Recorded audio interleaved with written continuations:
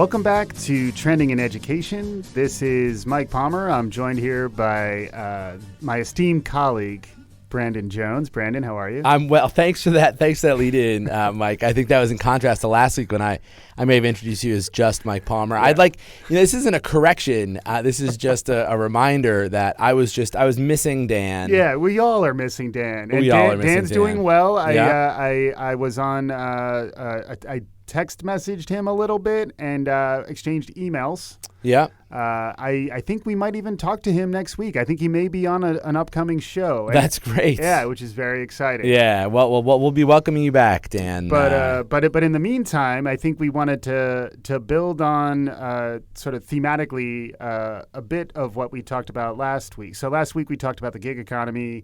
Wanted to talk about how folks can continue to upskill to be more ready for the jobs that they have or they want to have as the world continues to change at increasing rates.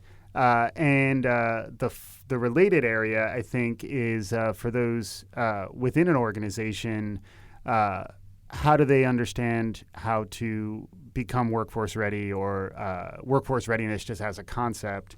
There's a couple articles about how Coursera has partnered with some large organizations, AXA, right? Or AXA? I think in sort of stumbling through that, you said all of the letters multiple times. So, it's AXA or AXA. You got to AXA somebody. I had to AXA someone. Yeah, and AXA it's a worldwide leader in insurance. So it has 165,000 employees over 64 countries. That's big. That's large. That's a big employer, and folks there are not working a gig. They're working the 9 to 5. Like they're working like a real job, and right. So they could be side hustling. I'm sure they are. Some of them. Yeah. Yeah.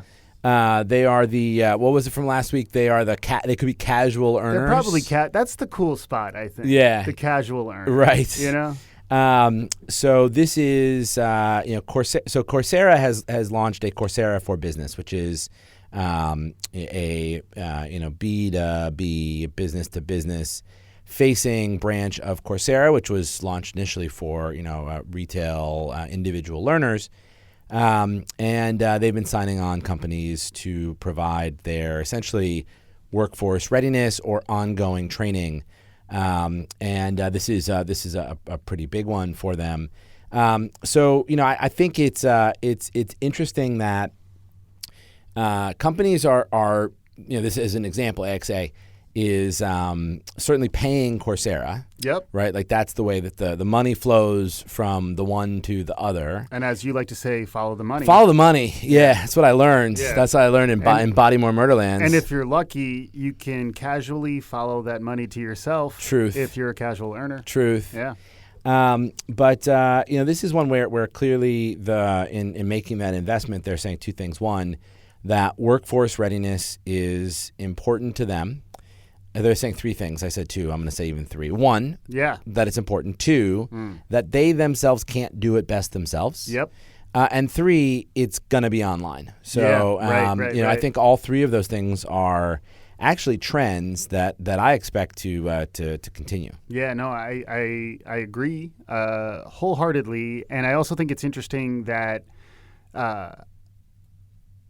workforce readiness is not. It's not like you're workforce ready and then you're done. Right. It's not like it's a one and done. It's an ongoing thing. Your turn of phrase, I believe, is always be learning. ABL. ABL, yeah. baby, right? Hashtag ABL. Hashtag ABL. But it's that, like, you're never really done. We're always a work in progress, and the skills that are relevant today are going to evolve and change so that new skills are going to need to be learned 1, 2, 5 years from now. And interestingly, the Coursera partnership has benefits. It also has drawbacks, because I don't know how quickly Coursera spins up new courses to respond to a changing. Well, that's part of the model here, so that they through this partnership, AXA actually will be able to create personalized training programs on Coursera. So they are going to both have they are investing in a platform that has content, but also see. investing in a platform that will allow them to build their own content. That's interesting. Which I think is interesting. Yeah, well, also to your point, though, I guess AXA or AXA, and if you don't know, you better AXA Now you know. somebody. Yeah. But they may not be particularly skilled in developing training. Coursera is, Correct. at least in terms of traditional, higher ed course development. They know what they're doing. They do. They've also got a consortium of contributors to create this extensive library of content. It just may not be tailored directly to the workforce. And then when you go to workforce readiness and workforce training, frequently it's people who are expert in a skill or expert in a domain, but maybe not expert in teaching or instructional design or learning science. And I think that can result in some sort of mixed quality. For sure.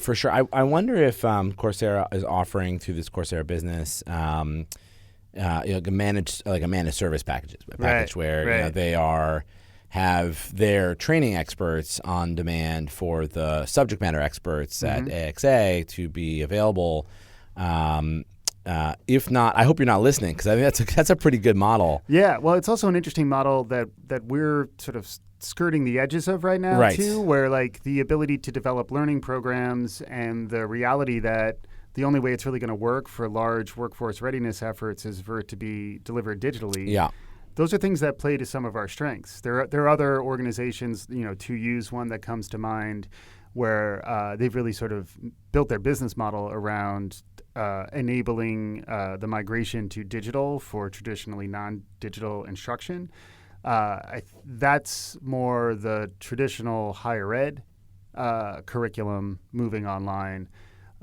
This is a big space here in workforce readiness and ongoing workforce readiness. There was an interesting quote from the head of the HR group from AXA, whose name is maybe Rhino.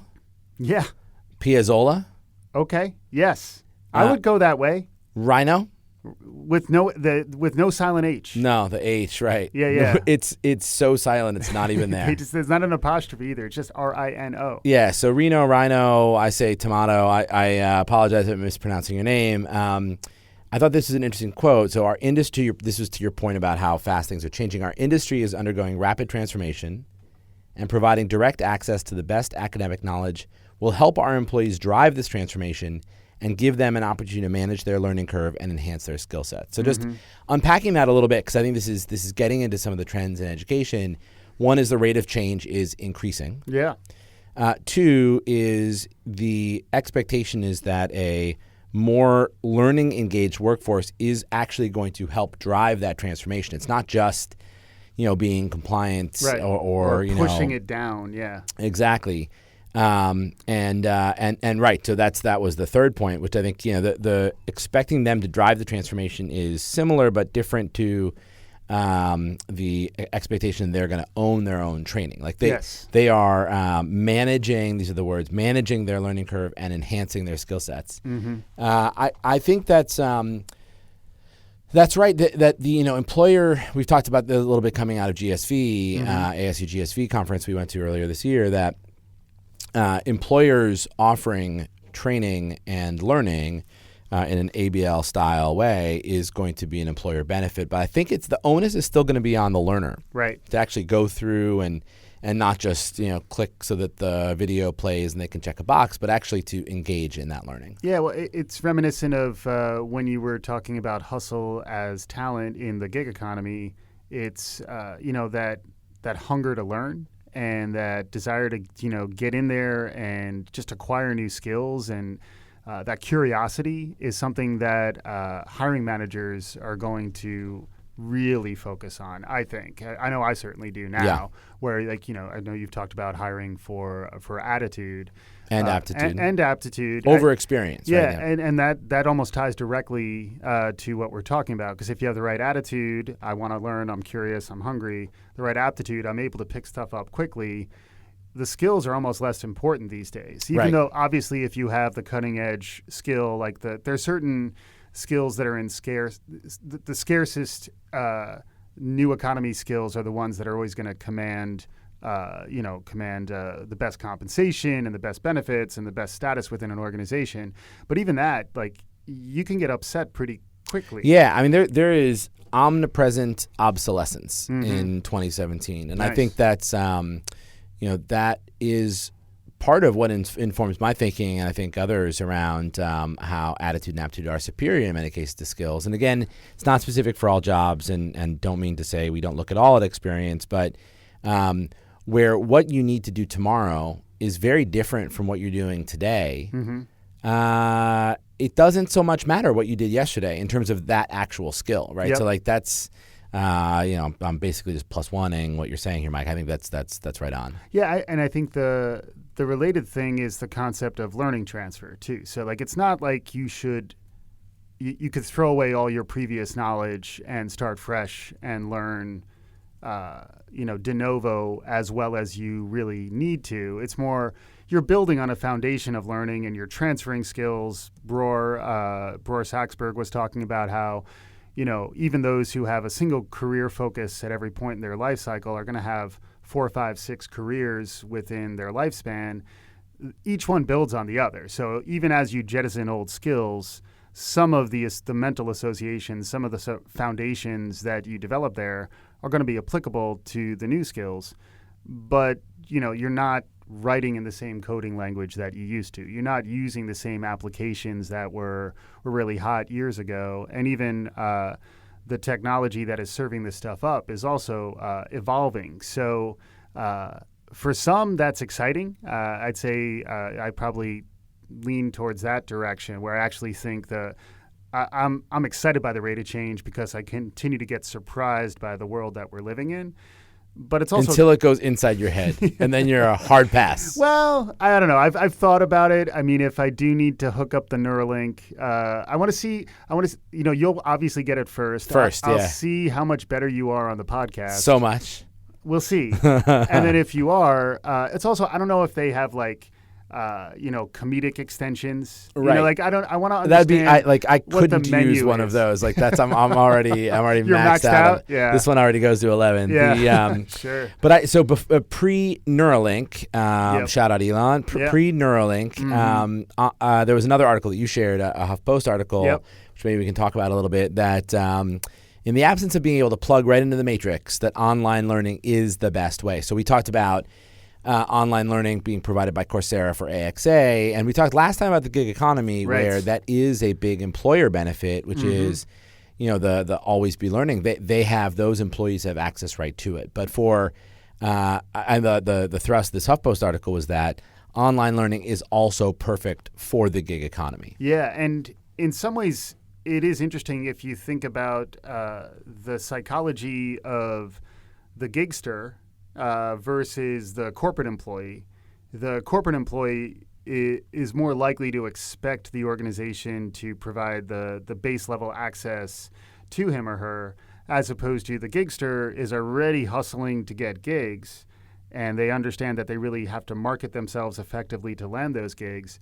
One of the ways in which they market themselves effectively is showing that they're continuing to stay relevant and upskill.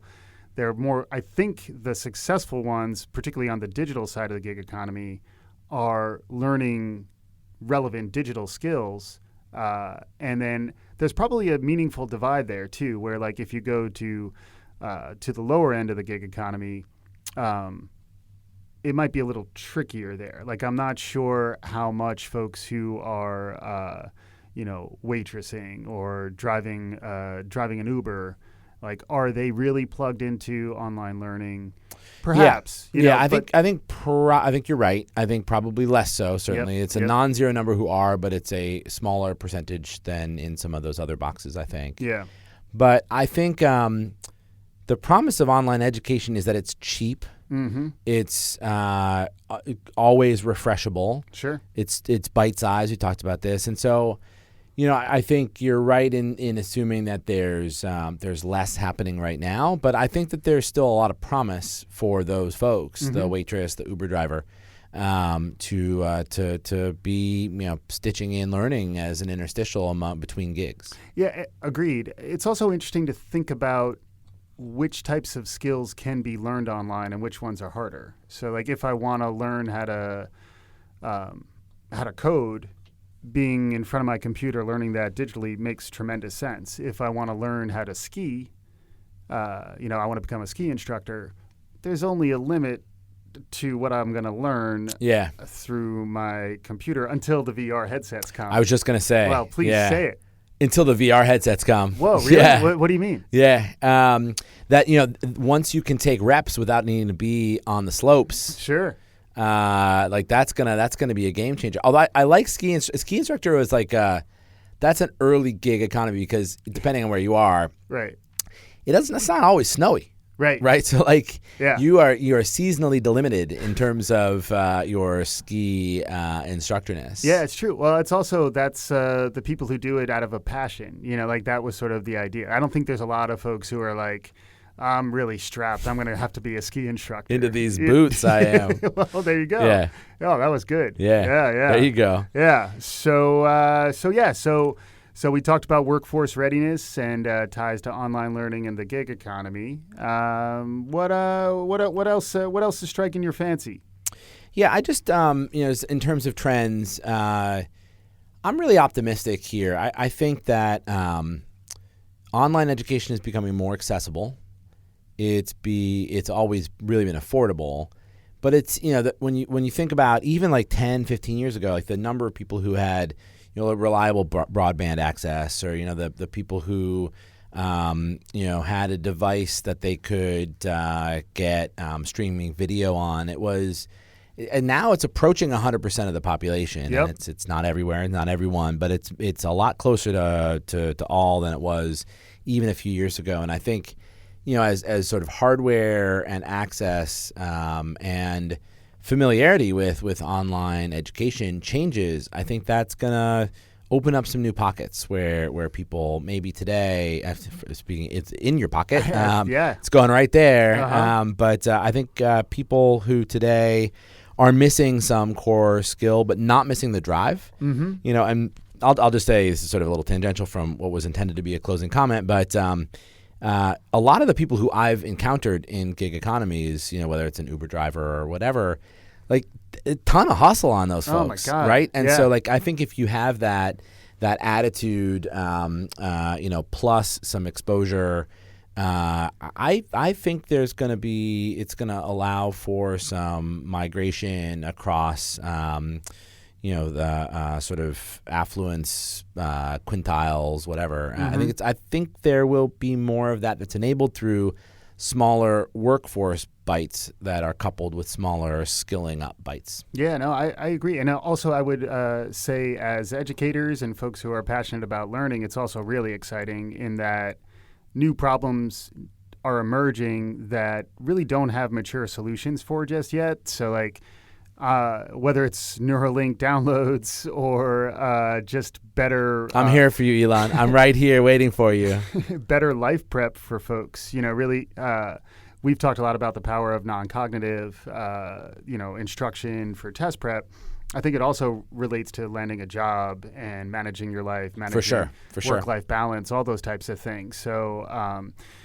I think we're kind of hopeful, right? Well, I think we're hopeful. Yeah. We're optimists on this pod. I mean, I think you get to exercise a little choice around optimism or pessimism. It's 2017. Yeah. You're welcome to be as pessimistic as you want. You can find all the cues for that in today's world. Yeah. But there's hope out there too. So I'm on Team Hope. Nice. And if you're pessimistic, hit us up on Trending in Ed at Twitter.